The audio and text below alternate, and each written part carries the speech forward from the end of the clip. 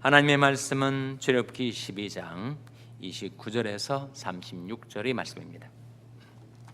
밤중에 여호와께서 애굽 땅에서 모든 처음 난 것 곧 위에 앉은 바로의 장자로부터 우기에 갇힌 사람이 장자까지와 생축이 처음 난 것을 다 치심해 그 밤에 바로와 그 모든 신하와 모든 애굽 사람이 일어나고 애굽에 큰 호곡이 있었으니 이는 그 나라에 사망치 아니한 집이 하나도 없었음이었더라. 밤에 바로가 모세와 아론을 불러서 이르되 너희와 이스라엘 자손은 일어나 내 백성 가운데서 떠나서 너희 말대로 가서 여호와를 섬기며 너희 말대로 너희 양도 소도 몰아가고 나를 위하여 축복하라 하며 애굽 사람들은 말하기를 우리가 다 죽은 자가 되도다 하고 백성을 재촉하여 그 지경에서 속히 보내려 하므로 백성이 발교되지 못한 반죽 담은 그릇을 옷에 싸서 어깨에 매니라. 이스라엘 자손이 모세의 말대로 하여 애굽 사람에게 은금 배물과 의복을 구하매 여호와께서 애굽 사람으로 백성에게 은혜를 입히게 하사 그들의 구하는 대로 주게 하심으로 그들이 애굽 사람의 물품을 취하였더라. 아멘. 할렐루야. 저에게 평강의 복을 기원하는 마음으로 샬롬 인사 나누시기 바랍니다. 샬롬. 샬롬. 오늘도 월요 새벽 기도에 잘 나오셨습니다. 그저께 토요일 밤에 우리 가운데 함께 신실하게 주님을 섬기시던 고 정대교 집사님이 향년 82세로 소천을 하셨습니다. 장례식 일정이 확정되어서 여러분에게 말씀을 드립니다. 이번 주 목요일 오전 10시 반에 우리 샬롬 본당에서 장례식을 치르고 오후 1시에 옥데일 세미테리에서 하관 예배를 드리게 되겠습니다. 임마누엘 선교회원들은 궁금해하실 거예요. 임마누엘 선교회 정기 총회와 원례가 바로 목요일 오전 11시로 계획되어 있는데 어떻게 되는 것인가? 이렇게 됩니다.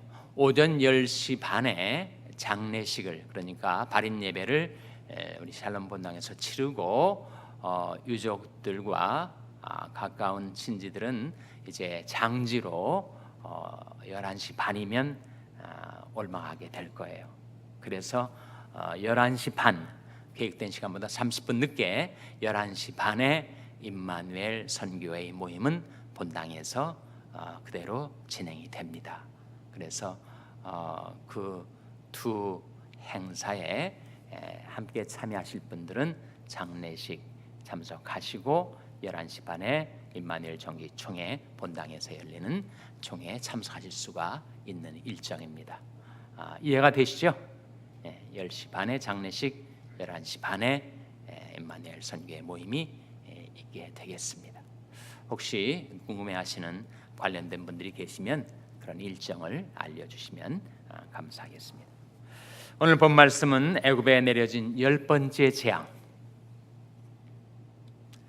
그 재앙이 실제로 이루어지는 사건, 그 사건을 보여주고 있어요.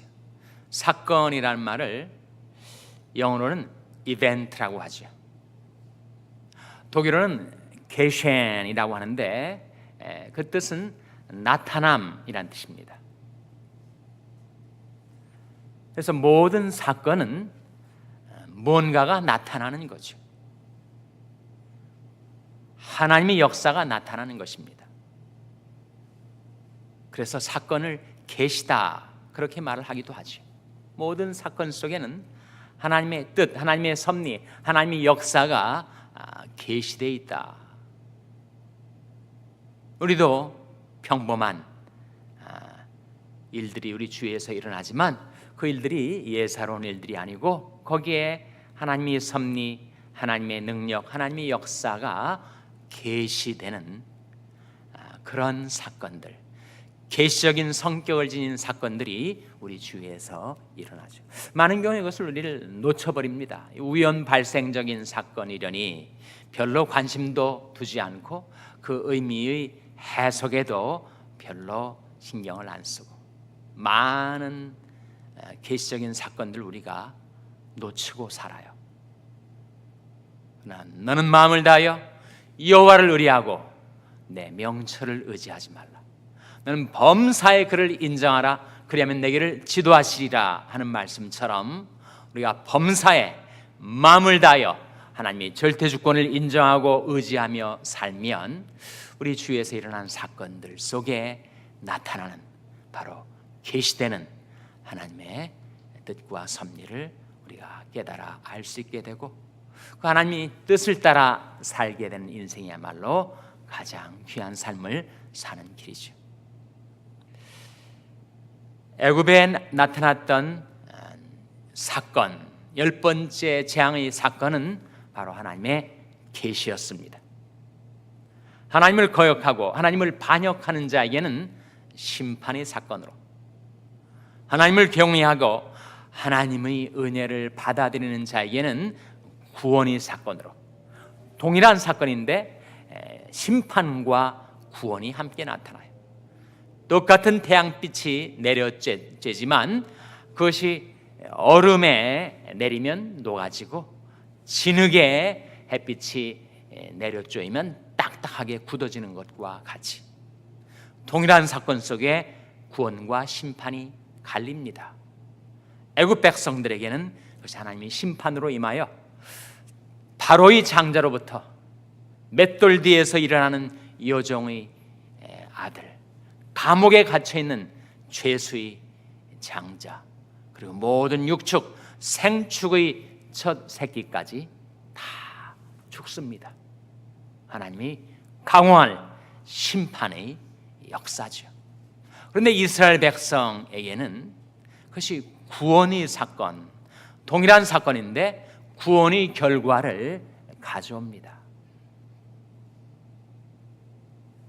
어린 양의 피, 유월절의 피를 바른 집안에는 재앙의 사자가 넘어갔기 때문에, 패스오버 했기 때문에 이스라엘 백성들은 다 살아났어요.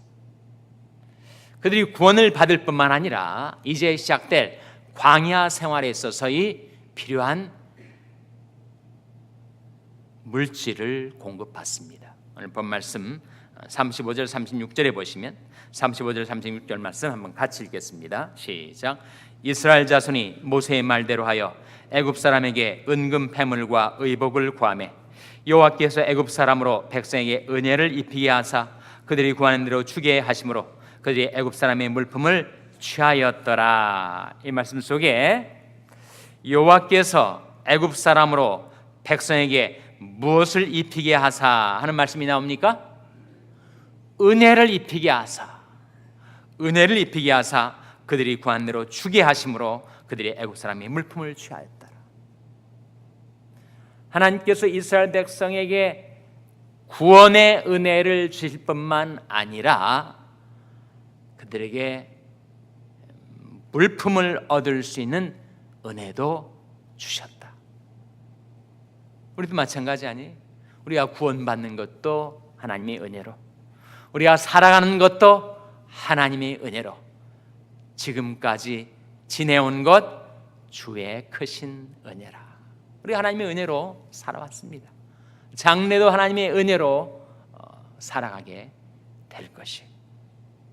하나님께서 이스라엘 백성에게 은혜를 입게 하셨습니다. 은혜의 주님께서 우리에게 은혜를 주실 때 다 은혜를 받아 사는 거 아닌가? 그렇지 않다는 거예요. 그 은혜를 못 받는 사람들이 있습니다.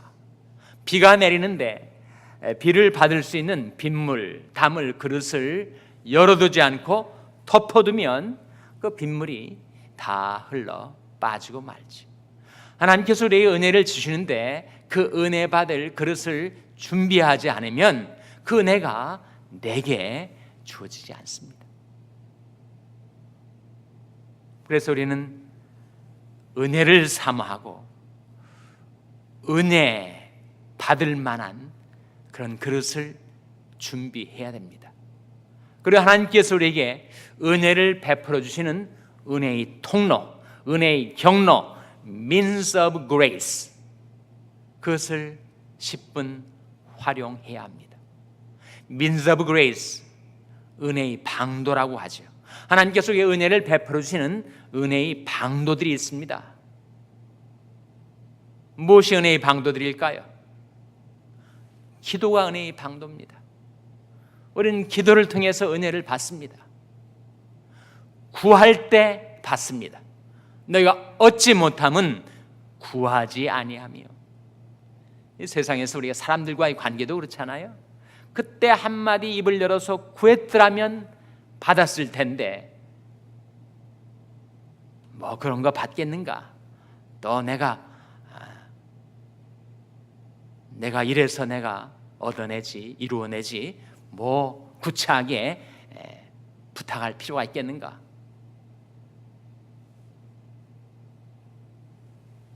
입만 벌려서 구하기만 했어도, 말만 했어도 얻을 수 있을 텐데 구하지를 안 해가지고 놓쳐버리고 잃어버리는 은혜가 얼마나 많습니까? 너희가 얻지 못하면 구하지 아니하며 구하여도 얻지 못하면 정욕으로 쓰려고 잘못 구함이니라. 일단은 구해야 됩니다. 근데 잘못 구할 때가 있으니까 구했는데도 왜 안 주시나? 내가 뭔가 잘못 구했나 보구나. 내가 무슨 잘못된 동기가 나도 모르게 내 마음속에 섞여 들어왔나 보다. 깨닫고 구하는 바를 고칠 거 아니에요? 근데 애시당초 전혀 구하지 않고 살아가면 깨닫지도 못하고 얻지도 못합니다. 일단은 구해야 됩니다. 너희가 얻지 못하면 구하지 아니하며 구하라 그러면 너에게 주시리니. 구해야 되죠. 우리는 기도를 통해서 은혜를 얻습니다. 그래서 기도가 은혜의 방도예요. 때때로 우리가 하나님의 뜻을 깨닫지 못하고 내 생각, 내 주견대로 잘못 구하는 일이 혹 있을지라도 그래도 구해야 됩니다. 구하다 보면 내가 이건 잘못 구하는 거구나. 그래서 이렇게 응답이 전혀 없는 것이구나. 그럼 고쳐야지. 구하는 바를 고쳐서 새로운 기도의 제목으로 하나님께 다시 구할 수가 있습니다. 그러니 일단은 구하셔야 됩니다. 여러분이 하나님께 많이 구해서 풍성한 응답을 받게 되시기를 주님의 이름으로 축원합니다. 그래서 첫 번째 은혜의 방도가 기도고, 또한 은혜의 방도가 있는데 말씀이 은혜의 방도예요. 하나님께서는 말씀을 통해서 우리에게 은혜를 베풀어 주십니다. 하나님의 말씀이 깨달아지면 그 말씀이 우리 심령을 굳게 해줘요. 마음은 은혜로서 굳게함이 아름답다. 히브리서 13장 말씀인데, 사람이 마음을 은혜 아닌 다른 것으로 굳게 하면 그것은 강팍하게 되는 것입니다. 마음을 굳게 할 수 있어요. 딱딱하게, 완고하게. 자기 재물을 가지고, 자기 꾀를 가지고 스스로를 굳게 하려는 것은 강팍하게 되는 것이요, 마음은 은혜로서 굳게함이 아름답다. 하나님의 말씀이 내 마음에 깨달아지면 그 말씀이 내 믿음을 견고하게 해줍니다. 그래서 우리는 말씀을 통하여 은혜를 받을 수가 있습니다. 하나님의 말씀은 은혜의 말씀이니까 지금 내가 너희를 은혜의 말씀께 부탁하노니 그 말씀이 너희를 능히 든든히 세우사. 연말을 당해서 우리가 너무 여러 가지로 분주하고 마음이 산란한데, 그럴 때일수록 오히려 우리 하나님의 말씀에 집중해. 많은 분량의 양을 접하진 못한다 하더라도 하루에 여러 차례 다만 몇 구절이라도 하나님의 말씀을 읽고 묵상하고 그 말씀을 통해서 우리가 은혜를 받아야 하죠. 기도가 은혜의 방도고, 말씀이 은혜의 방도고, 또 찬송이 은혜의 방도입니다. 찬송이 은혜의 방도예요. 우리가 지금까지 지내온 것 찬송가 460장을 부르면서 주의 은혜에 감사하고 주의 은혜를 노래했지만, 또 그 노래를 하면서 우리가 은혜를 받지 않습니까? 찬송하다 보면 내 마음이 뭉클할 때가 있어요. 찬송하다 보면 내 마음에 은혜가 느껴질 때가 있습니다. 세상 사람들이 알지 못하는 찬송을 통하여 우리에게 보여지는 은혜. 찬송이 은혜의 방도예요. 헌상, 봉헌이지요. 헌상이 은혜의 방도입니다. 주님께 드리면서 우리는 은혜를 받습니다. 그리고 더 큰 축복을 주님께로부터 받죠. 주라, 그리하면 너에게 주실 것이요. 헌상이 은혜의 방도예요. 봉사를 통해서 은혜를 받습니다. 전도를 통해서 은혜를 받습니다. 그러니 하나님께서 우리를 위하여 은혜 베푸시기 위하여 많은 은혜의 방도들을 우리 주위에 포진시켜 놓으셨는데 그걸 활용하지 않고 살아가니까 우리가 은혜가 떨어져가지고, 은혜가 떨어지면 시험을 받습니다. 그러니 우리가 은혜를 받자, 힘써 은혜를 받자. 내 아들아, 그러면 내가 그리스도 예수 안에 있는 은혜 속에서 강하라. 우리 하나님께 은혜를 받아서 우리 심령도, 우리 삶도, 우리 가정도 강건하게 세워지는 그런 은혜를 우리가 받아야 될 텐데, 여러분, 그런 은혜를 받을 수 있는 절호의 천혜의 환경이 하나 있기는 있습니다. 이게 뭘까요, 여러분? 이게 바로 예배 아닙니까? 예배에는 기도도 있고, 예배에는 말씀도 있고, 예배에는 찬송도 있고, 은혜의 방도들이 다 예배 가운데 들어있잖아요. 바이타민을 먹는데 감기 걸리지 않도록 바이타민 C도 먹어야 하고, 또 눈에 좋도록 바이타민 A도 먹어야 되고, 또 노화 방지를 위해서 바이타민 E도 먹어야 되고 해야 되겠지만, 그러나 뭘 먹으면 돼요? 종합 바이타민을 먹으면 되지 않습니까? 마찬가지로 우리가 기도도 하고 찬송도 하고 말씀 통해서 은혜를 각자 받을 수가 있지만, 종합 비타민과 같은 예배를 통하여 우리가 은혜를 받을 수가 있습니다. 새벽 예배 나오시고, 수요 예배 나오시고, 금요 찬양 예배 나오시고, 주일 예배 나오시고, 모든 공예배 부지런히 나와서 하나님께 베풀어 주시는 풍성한 은혜를 받아 구원도 은혜로 받는 것이요, 살아가는 것도 은혜로 사는 것인데, 하나님의 풍성한 은혜가 여러분에게 임하게 되시기를 주님의 이름으로 축원합니다. 기도하시겠습니다. 오늘 말씀 기억하며, 하나님, 저희들이 하나님의 은혜를 입어 살게 주시옵소서 기도하시기 바랍니다. 우리 자녀들 위해서 기도할 때, 하나님, 이스라엘 백성에게 은혜를 입혀주신 하나님, 저희 자손들에게도 은혜를 입혀 주시옵소서. 저희들이 은혜를 입어 살게 주시옵소서 기도하시기 바랍니다. 평생에 연약한 지체들을 위해서 기도하실 때 주님의 그늘과 권능의 손으로 소생케 하여 주시옵소서 기도해 주시기 바랍니다. 우리 샬롬교회를 위해서 기도할 때, 하나님, 저희 샬롬교회가 하나님의 은혜를 입어 사는 교회가 되게 해달라고 기도해 주시기 바랍니다.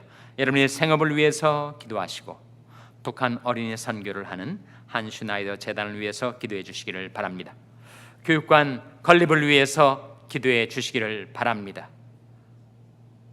정대규 집사님 유족들을 위해서 기도해 주시기 바랍니다. 하나님이 아침에 하나님 앞에 나온 자들을 성령으로 충만케 하여 주시옵소서. 이런 제목들을 놓고 우리 합심해서 기도하겠습니다.